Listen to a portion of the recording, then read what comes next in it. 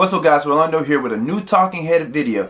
Today I want to give you my first impressions of the newly announced Canon EOS R. Unless you've been living under a rock for the past few days, I'm sure all your social media, Facebook, Instagram, your news feed, B&H, everywhere that you go for your photography and videography news has been flooded with news of Canon's first step into the full-frame mirrorless market. I've been shooting mirrorless for over a year now, and I really do enjoy it. The thing I love about mirrorless is the ability through the electronic viewfinder, or EVF, to actually preview your shots before you even take them, to make sure everything is composed, exposure is set correctly. Mirrorless for me is a good way for new photographers to learn ISO, shutter speed, and aperture, and how they play well together. Now the great thing about Canon entering the mirrorless market, it has increased competition to Sony, Fuji, Panasonic, recently announced Nikon, and all the other mirrorless manufacturers to step up their game and give us increased competition, drive down prices, and give us the features that we want. I'm talking to you, Sony, 4K 60.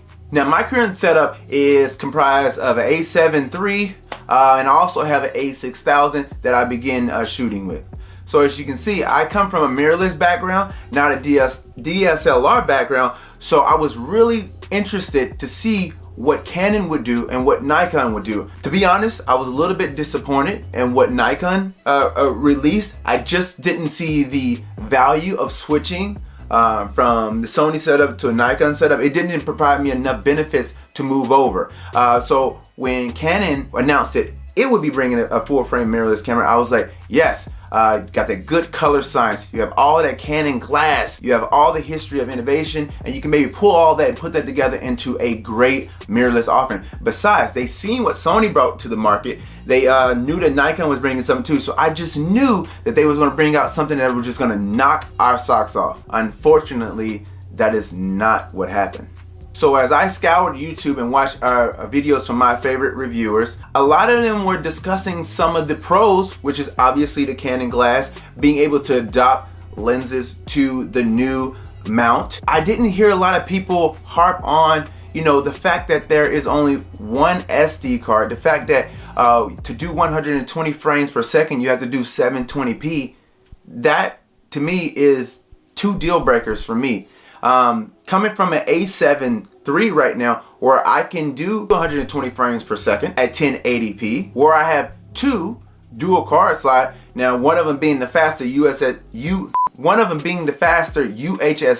and one of them being the slower UHS-1. But unless you just sitting there spraying and praying, you don't really fill up the buffer. So it's fine. That's not an issue. But I definitely do have to point out the fact that Canon does have a flip out screen, which Sony still has this little weird tilty thing that allows you to actually shoot down on your subject and shoot up on your subject. But honestly, Sony, come on.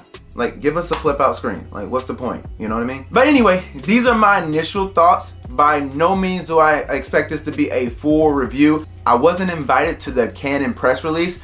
Maybe one day I will. Like this video, maybe they'll invite me eventually. Now, I'm not completely biased on Sony. Right now, to me, in my opinion, they do make the best full frame mirrorless cameras on the market. And there's not a lot that I miss from my A7 III right now. Now, of course, if I was looking for a little bit more resolution, I'll go up to the A7 R3, which is also a newly announced Sony camera. But right now, I think for me in the photography and videography that I do, because I'm a hybrid shooter, the A7 III is the perfect full frame mirrorless camera for my liking, besides the flip out screen. So, that's my opinion. Let me know down in the comments, what's your opinion? Does it matter to you that there's only one SD card slot? Are you not doing weddings? Are you not doing professional shoots? So, maybe you'll take a little bit more risk on losing all your information. Right now, honestly, because the UHS cards are so expensive, I only have one, but I do plan on picking up a second one